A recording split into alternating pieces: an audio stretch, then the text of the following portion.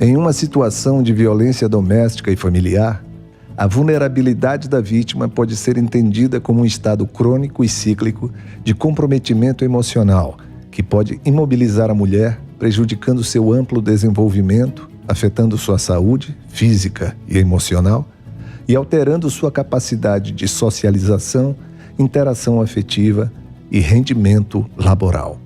Um estado que frequentemente desmotiva a mulher a viver. Elas passam a meramente sobreviver. O tema de direitos fundamentais das mulheres até agora não foi devidamente valorado na formação de graduação dos profissionais que atuam na rede de proteção a estes tipos de vítimas, mesmo após 12 anos de promulgação da Lei Maria da Penha. As vulnerabilidades específicas da mulher doméstica e familiarmente violentada e a importância de propor novas formas de atender as vítimas de violência e suas demandas foram questões incansavelmente discutidas nos grupos de trabalho. A mulher, em geral, passa entre 3 e 4 anos sofrendo determinadas violências sem entender que aquilo é de fato violência, sem perceber que o que ela está sofrendo é violência e o que é pior. O agressor frequentemente também não percebe que o que ele está fazendo é violência por ter aprendido culturalmente que a mulher é sua, é seu objeto. Esta é a batalha do século, este é o desafio do século, que metade da população mundial, formada por mulheres de diversas faixas etárias, passe a ter o direito a viver sem violência, o que efetivamente motivou as instituições que compuseram os 8 grupos de trabalho determinados pelo Decreto 33893/2018 maranhense. É vital que todos os operadores da rede de proteção estejam conscientes que acolhimento é uma necessidade básica da vítima e que a palavra da mesma, conforme explicitado na lei, precisa sair do papel e ter maior peso que a palavra do agressor. A vulnerabilidade específica da mulher que sofre violência doméstica ou intrafamiliar, ela é atípica em relação a todas as outras vítimas de violência. Por quê? Porque ela vem de um processo que é cíclico, é repetitivo e é cronificado, e que ela não percebe que é violência. Então, por exemplo, quando o namorado, ou marido, ou o companheiro diz para ela que essa roupa não ficou legal em você, né? Ela entende como um cuidado, e ele entende como um cuidado, quando na verdade é um controle sobre o que ela vai usar. Quando ele diz, entre nós não deve haver segredos, então me dá a senha do teu celular, que eu te dou a senha do meu celular, ele está expressando um comportamento efetivo de posse, né? Quando ele critica a roupa, tá muito curta, ou quando ele critica as amigas, aquela tua amiga é separada, namora um por semana, então você não deveria andar com ela. Ou quando se está num restaurante, muito romanticamente, ele vira a cadeira que ela está sentada para que uma determinada pessoa que a está olhando ou a está admirando passe a não admirá-la. Tudo isso, as músicas, o cinema, né, a literatura, apresenta como amor romântico e apresenta como uma forma de cuidado, como uma forma de demonstrar afeto, quando na verdade a gente está demonstrando controle e posse. E nesse sistema de controle e posse, que vai progredindo, vai efetivamente se acentuando, ele vai depois humilhando, ele vai depois cerceando, ele vai depois criticando de uma forma mais evidente, você está feia hoje, você está engordando, e isso vai minando a estrutura de autoestima dessa mulher, né? E o cansaço, o esgotamento que ela chega, define uma vulnerabilidade que, para que ela efetivamente chegue a pedir socorro na rede de proteção ou incluindo dentro da rede de proteção o sistema de justiça, ela passa por uma situação que é aguda. E aí, numa situação aguda, onde ela não vê saída, é que ele efetivamente procura esse sistema. Eu me chamo Ludmila Rosa Ribeiro da Silva, sou advogada, especialista em direito público, vítima de violência doméstica, por 2 vezes, inclusive as 2 já foram sentenciadas. Nesse primeiro processo de Pinheiro, ele demorou mais de 1 ano para que o agressor tomasse conhecimento desse processo. O que aconteceu após o segundo evento agressivo, que tomou uma repercussão muito grande no Maranhão e no Brasil inteiro. Inclusive, os dois processos acabaram tendo o percurso correlatos, né, em tempos iguais. Inclusive, as sentenças têm diferença de apenas 1 mês, apesar das agressões terem aí um tempo de 1 ano, mais de 1 ano de uma para outra. Que existem 3 tipos de morte na violência contra a mulher doméstica e intrafamiliarmente violentada.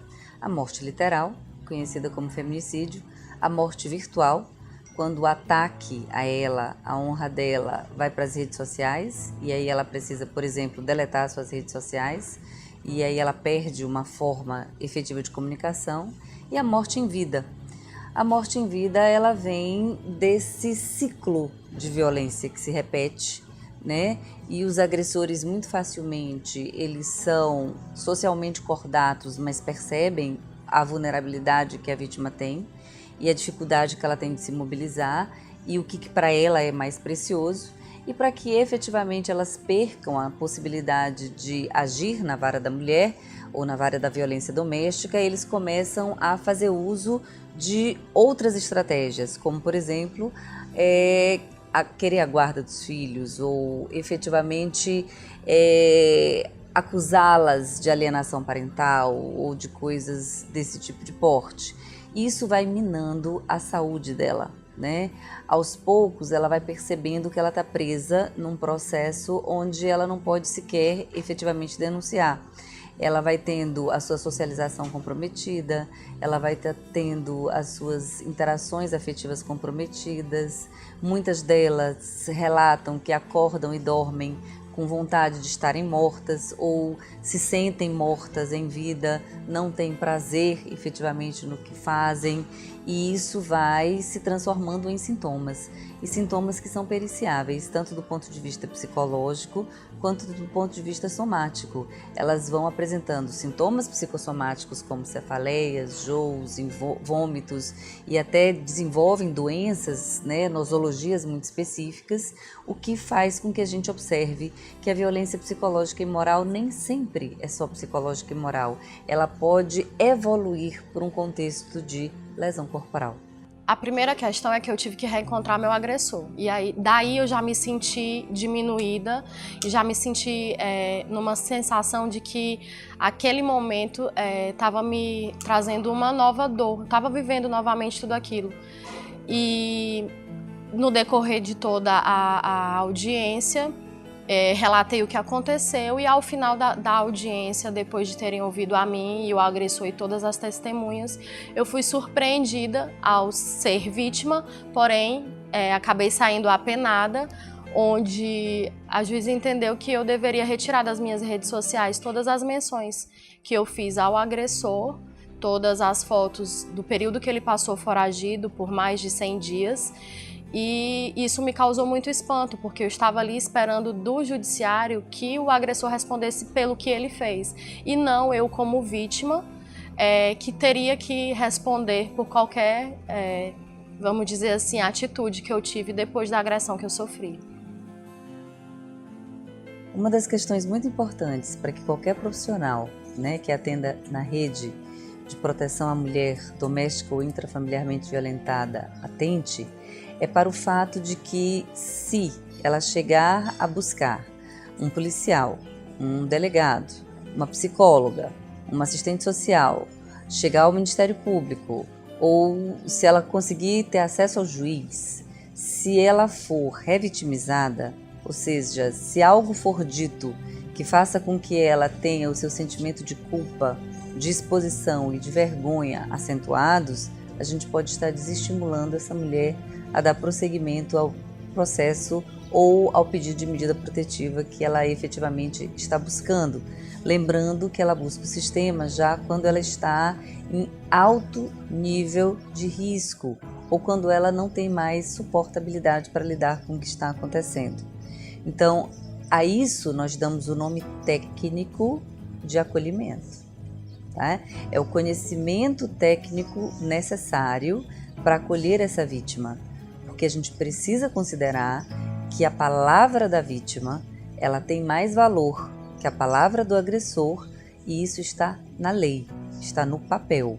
Mas em muitos momentos a gente não percebe que isso está na prática, que isso está presente nas audiências ou que isso possa estar presente nas peças processuais, como foi o fato de nós termos, estudado tantos processos e verificado que a gente ainda balanceia as duas versões. E lembrando que é uma violência que normalmente acontece de forma privada e não em praça pública, o que gera, novamente, uma necessidade de um olhar completamente diferenciado para essa vítima. Então, acolhimento é o que ela busca. Eu posso dizer que eu tenho 2 sentimentos. O de vítima, de que eu fui colocada em risco novamente. A qualquer momento eu poderia topar com o meu agressor na rua e ninguém me garante que eu não seria agredida novamente. E eu tive um outro sentimento como operadora do direito, como advogada e como alguém que esperava muito mais da Terceira Câmara Criminal, por ver impossibilidade de concessão de 2 habeas corpus de um réu foragido, sem endereço fixo, sem um emprego comprovado. E o que me causou, como técnica na área, total perplexidade e insegurança para tratar tanto casos profissionais de clientes meus, como a minha própria situação. Eu não esperava que todo o sistema de justiça, e eu te falo da delegacia, que foi o primeiro atendimento que eu tive, até o Tribunal de Justiça, que foi o último contato que eu tive dessa história toda, me tratasse diferente, porque eu sou uma vítima, que sou advogada e que tenho conhecimento técnico sobre a questão. Eu gostaria que todo esse sistema me tratasse com excelência e que esse caso tivesse uma resolução em que a vítima, no caso eu, me sentisse totalmente segura e que eu pudesse relatar para outras vítimas e outras mulheres que vale a pena denunciar e que vale a pena ir até o final desse caminho, e que também a resposta para o agressor, que ele não pode mais e não deve cometer novos crimes, que ele não se sinta empoderado com qualquer decisão ou com qualquer ato nesse percurso que não é pequeno. São 2 questionamentos que eu sempre me faço, principalmente porque o meu caso teve uma grande repercussão. E o primeiro é, se o meu agressor conseguiria esses 2 habeas corpus para ter o benefício de responder em liberdade por 2 crimes tão sérios e tão complexos, se ele não fosse uma vítima com alto poder aquisitivo, com influência política e com possibilidade de ter vários assessores jurídicos no Maranhão e fora do Maranhão. Será se outros agressores também vão conseguir essa benesse? O meu segundo questionamento diz respeito a outras vítimas em casos anteriores ao meu. Será se essas outras vítimas, por não terem a repercussão que o meu caso teve, todo esse aguardo que todas as pessoas têm de como será a resolução do caso Ludmila, será se essas outras vítimas já têm seus casos sentenciados? Não deixe de assistir os outros episódios da série Mulheres Vivendo Sem Violência. Você pode também acessar o conteúdo integral das proposituras elaboradas por cada grupo de trabalho e saber como o Maranhão vem fortalecendo ações de enfrentamento à violência de gênero no site da Secretaria de Estado da Mulher, no endereço www.ma.gov.br/tag/CEMU. E o que é ainda mais importante, se souber de algum caso de violência contra a mulher, não fique calado, nem se omita. Um dos canais de denúncia é o Disque 180, que encaminha as denúncias para as delegacias de atendimento à mulher.